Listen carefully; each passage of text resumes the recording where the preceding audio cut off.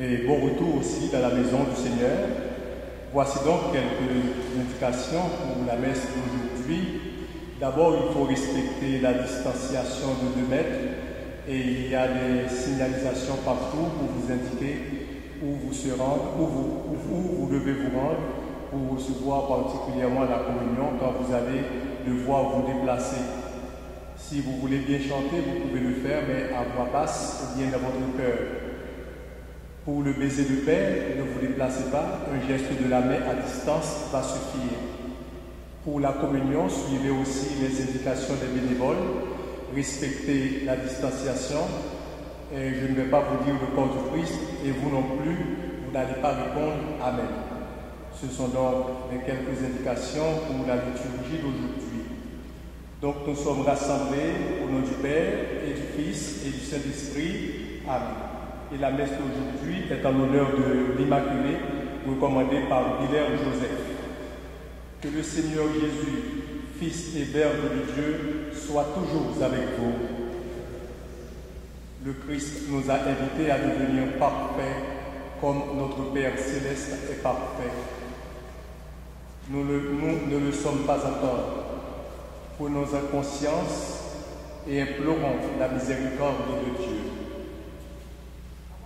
Seigneur Jésus, toi qui nous guéris, prends pitié de nous. Ô Christ, toi qui nous relèves, prends pitié de nous. Seigneur, toi qui nous fais vivre, prends pitié de nous. Que Dieu, bon et tout-puissant, nous montre son amour et sa miséricorde, qu'il nous accorde son pardon et nous conduise à la vie éternelle.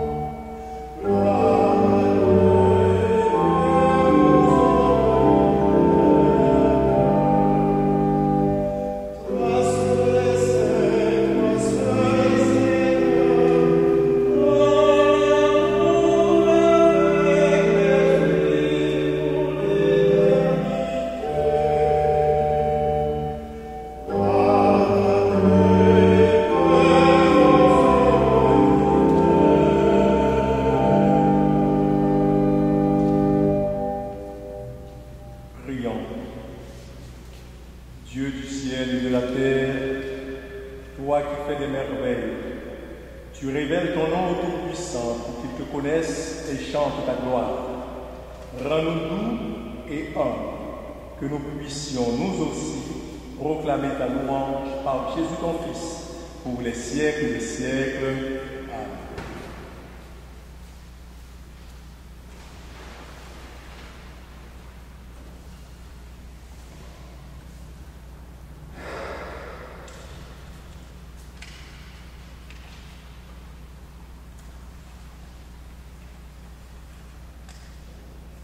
Première lecture. Lecture du livre d'Isaïe. Ainsi parle le Seigneur. La pluie et la neige qui descendent des cieux n'y retournent pas sans avoir abreuvé la terre, sans l'avoir fécondée et l'avoir fait germer, donnant la semence au semeur et le pain à celui qui doit manger. Ainsi ma parole, qui sort de ma bouche, ne me reviendra pas sans résultat, sans avoir fait ce qui me plaît, sans avoir accompli sa mission. Parole du Seigneur. Seigneur.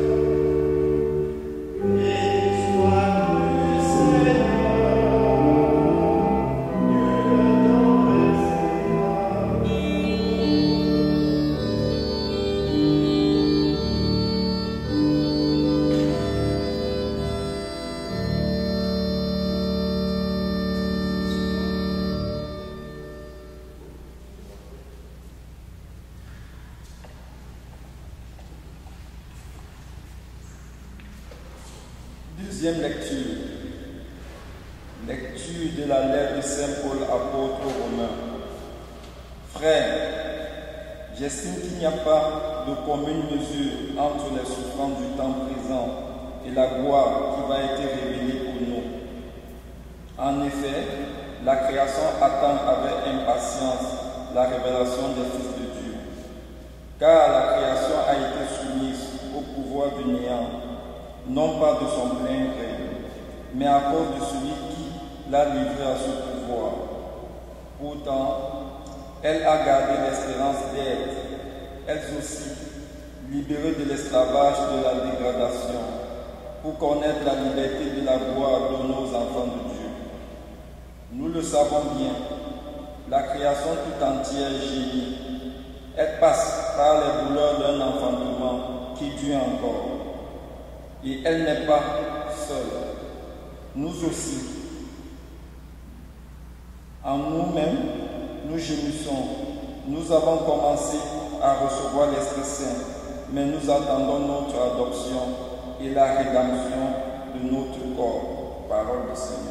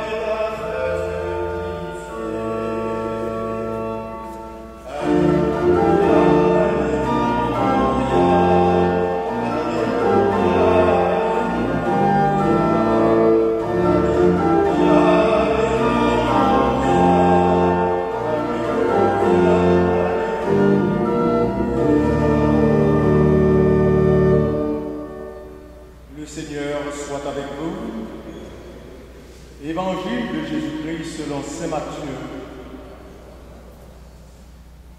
Ce jour-là, Jésus était sorti de la maison et il était assis au bord de la mer. Auprès de lui se rassemblèrent des foules si grandes qu'il monta dans une barque où il s'assit. Toute la foule se tenait sur le rivage. Il leur dit beaucoup de choses en parabole. Voici que le semeur sortit pour semer. Comme il semait, des grains sont tombés au bord du chemin, et les oiseaux sont venus tout manger. D'autres sont tombés sur le sol pierreux, où il n'avait pas beaucoup de terre. Ils ont levé aussitôt, parce que la terre était peu profonde. Le soleil s'étant levé, ils ont brûlé, et faute de racines, ils ont séché. D'autres sont tombés dans les ronces. Les ronces ont poussé et les ont étouffés. D'autres sont tombés dans la bonne terre, et ils ont donné du fruit à raison de 100, ou 60, ou 30, ou 1. Celui qui a des oreilles, qu'il entende. Acclamons la parole de Dieu. Veuillez vous asseoir. La deuxième lecture, tirée de la lettre de Saint Paul aux Romains, nous rappelle que la souffrance dont nous faisons l'expérience, surtout en cette saison de pandémie, est la douleur de l'enfantement. Nous le savons bien, la création tout entière prit sa souffrance. Elle passe par les douleurs de l'enfantement qui durent encore. Nous aussi, nous crions en nous-mêmes notre souffrance. Nous vivons actuellement des moments de grandes angoisses. On est masqué. On se couvre le visage et le nez. On respire mal. On se tient distant physiquement l'un de l'autre par peur de contaminer ou d'être contaminés.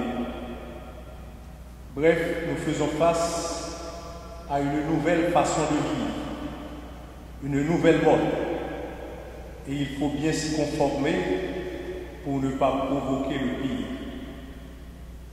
La maladie, bien le virus, ils sont bien dans la communauté, nous martèlent sans cesse les autorités. Il faut prendre des précautions et surtout être prudent et très prudent. Surtout, ne perdez pas espoir et continuez de prier le Seigneur pour que son esprit guide les chercheurs et accompagne ceux et celles qui nous soignent sans arrêt. Nous connaissons bien ce slogan, ça va bien aller, ça fait longtemps qu'on le dit. Et le Seigneur est avec nous pour nous guider et nous accompagner dans cette épreuve. La parabole primitive de Saint Paul nous rappelle aussi une autre valeur, la nécessité d'attendre avec patience que la semence prenne le temps de pousser, de faire l'expérience de la semence sans être sûr qu'elle prendra vraiment racine, sans savoir jusqu'à quel point elle donnera son fruit. La grâce de la parole de Dieu, nous disait magnifiquement la première lecture, est comme la pluie et la neige qui descendent des cieux et n'y remontent pas sans avoir arrosé la terre, l'avoir fécondée et fait germer la semence. Elle ne revient pas sans résultat. Beaucoup d'images dont nous parle l'Évangile de ce jour, des images comme le semeur, la semence, les terrains ou bien le rendement. En somme, il s'agit d'un message d'espérance. Et l'entourage de Jésus le voyait dans sa prédication qu'abandon, défection et même opposition. Jésus veut leur faire comprendre que les échecs incontestables n'empêcheront jamais le succès final et ce dernier compensera toutes les pertes.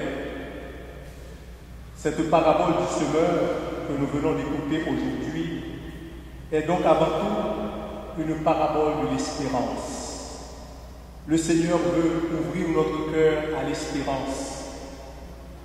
Et justement, la pointe de cette espérance est cette graine qui germe, qui produit et qui donne du sang pour un. Toute l'attention ou bien la préoccupation de Jésus se portait sur la semence même, c'est-à-dire sur le règne de Dieu.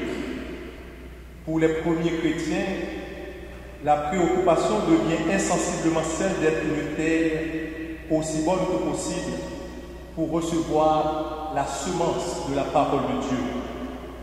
Certes, une telle explication est évidemment légitime et n'est pas sans un certain fondement dans la parabole elle-même, telle qu'elle avait été racontée par Jésus. Mais ce glissement montre quand même assez bien de notre tendance humaine à être plus préoccupés de nous-mêmes et de la façon dont nous recevons la parole de Dieu que de la parole elle-même. Jésus se préoccupait de la parole. Et son message est précisément que malgré notre endurcissement et notre manque de coopération, la semence du royaume de Dieu croîtra jusqu'à sa pleine mesure. Qui n'a pas peur de la souffrance? Et si nous avons peur de la souffrance, pourquoi aller la chercher inutilement? Certes, en chacun de nous sommeille une peur, elle est innée. Et c'est aussi une de nos préoccupations actuellement à cette saison de pandémie. Cette peur aussi peut devenir notre force. Mais nous devons justement nettoyer ce qui est mauvais dans notre cœur. N'oublions pas surtout de revenir à l'essentiel, c'est-à-dire la parole de Dieu semée et déposée par le Père dans le cœur de chacun de nous. Nous pouvons attendre, mais il faut avoir la foi en Dieu. Autant de confiance en notre Seigneur. Autant de confiance avec nos efforts, nos sacrifices, confiance envers ceux et celles qui nous gouvernent. Ils nous gouvernent, ils veulent notre bien. Ils nous disent sans cesse quoi faire. Ayons confiance en eux. Ayons aussi confiance en nous-mêmes. Ainsi, notre patience à travers les épreuves, hélas difficiles ou bien inévitables, va voir la croissance en chacun de nous et dans toute l'humanité. Ainsi, si nous mettons notre foi, notre confiance en notre Seigneur, il va nous guider. Il va guider nos dirigeants. Et ainsi, nous pouvons attendre avec espoir et espérance et construire aussi ce royaume d'amour et de paix. Amen. Et maintenant, je vous prie de bien vouloir vous mettre debout pour confesser ensemble notre foi. Je crois en Dieu, le Père Tout-Puissant, Créateur du ciel et de la terre, et en Jésus-Christ, son Fils unique, notre Seigneur, qui a été conçu du Saint-Esprit, aidé de la Vierge Marie, a souffert sous Ponce Pilate, a été crucifié, est mort et a été enseveli, est descendu aux enfers, le troisième jour est ressuscité des morts, est monté aux cieux, est assis à la droite de Dieu le Père Tout-Puissant, d'où il viendra juger les vivants et les morts.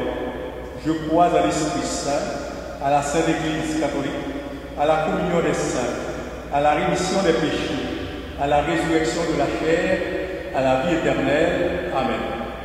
Les épreuves que vivent les humains n'empêchent pas le projet de Dieu de s'accomplir. Tournons-nous vers lui avec confiance.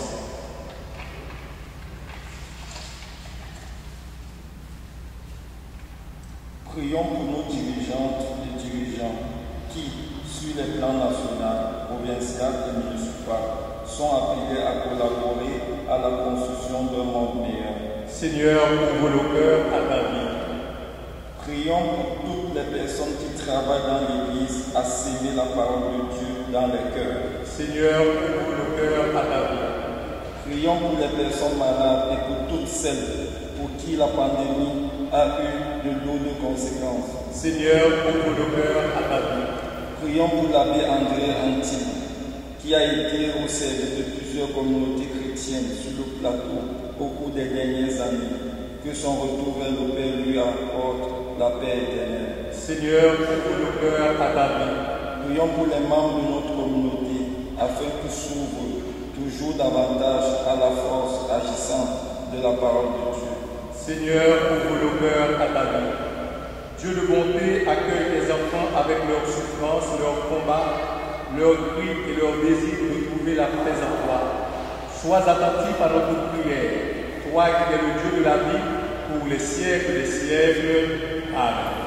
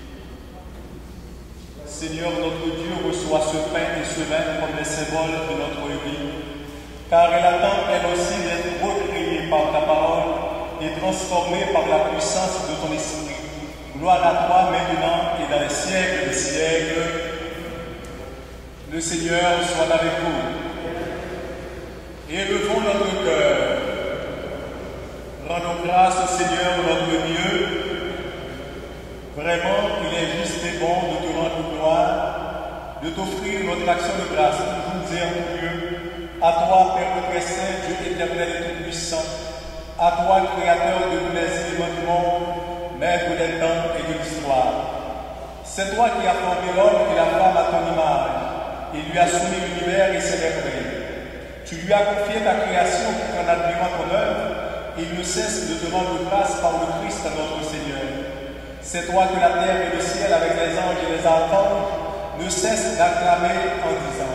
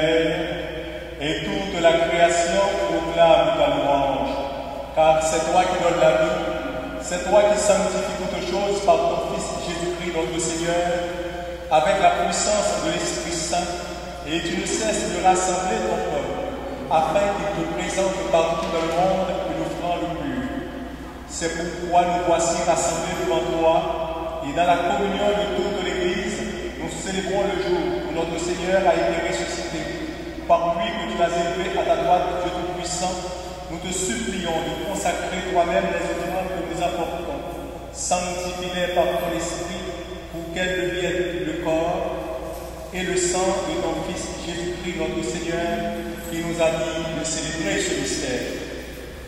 La nuit même où il fut livré, il prit le pain. En te rendant grâce, il le bénit, le rompit et le donna à ses disciples en disant: Prenez et mangez-en tous, ceci est mon corps livré pour vous.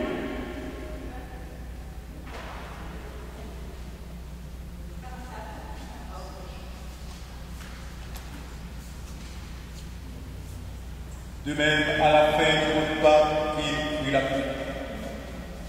De nouveau, il rendit grâce et la donna à ses disciples en disant: Prenez et buvez-en tous, car ceci est la coupe de mon sang. Le sang de l'alliance nouvelle et éternelle, qui sera versé pour vous et pour la multitude en rémission des péchés. Vous ferez cela en mémoire de moi.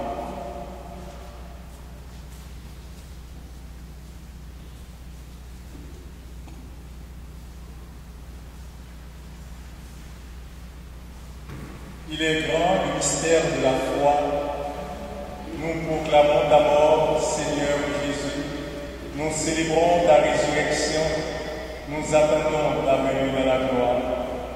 En faisant mémoire de ton Fils, de sa passion qui nous sauve, de sa glorieuse résurrection et de son ascension dans le ciel, alors que nous attendons son dernier avènement, nous présentons cette offrande vivante et sainte pour te rendre grâce.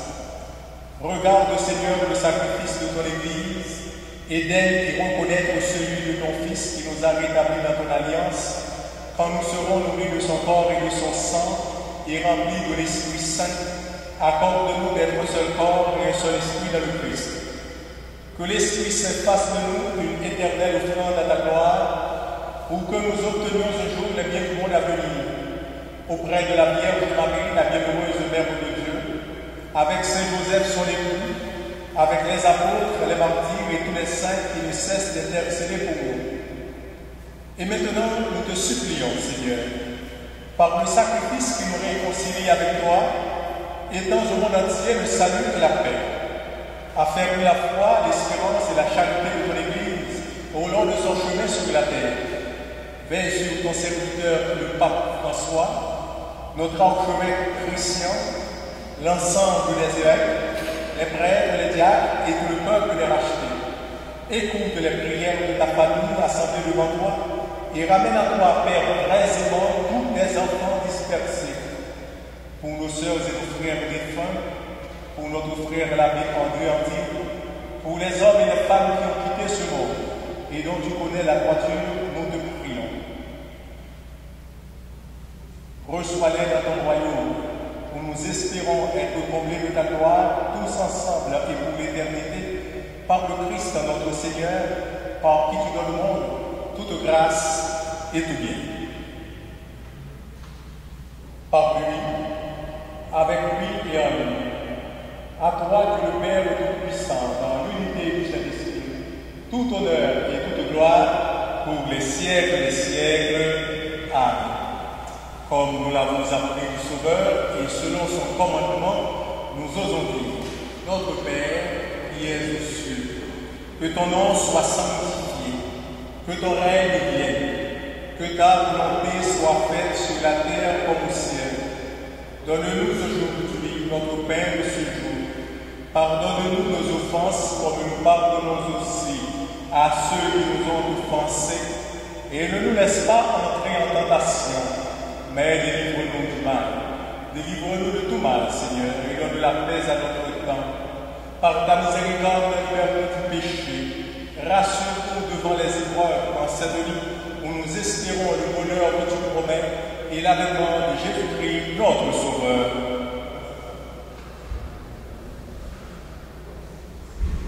Seigneur Jésus-Christ, tu as dit à tes apôtres, je vous laisse la paix, je vous donne ma paix. Ne regarde pas nos péchés, mais la foi de ton Église, pour que ta volonté s'accomplisse. Donne-lui toujours cette paix et conduis-la vers l'unité parfaite, toi qui règnes pour les siècles des siècles. Que la paix du Seigneur soit toujours avec vous. La paix de Christ.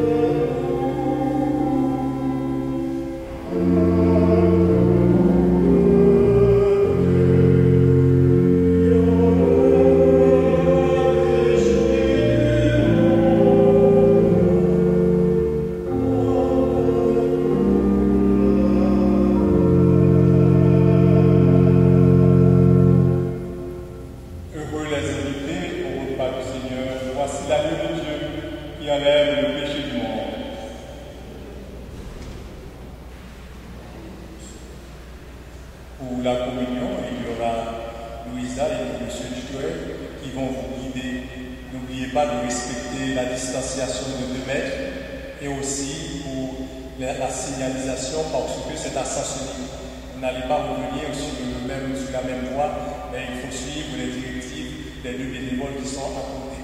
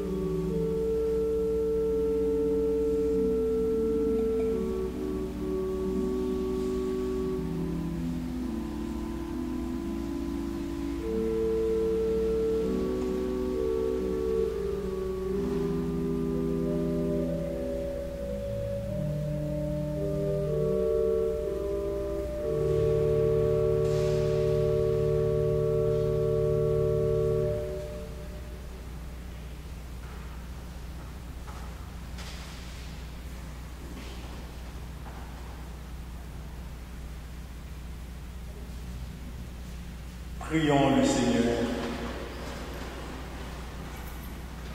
Dieu fidèle, la vie du Christ vient germer et grandir en nous par cette Eucharistie.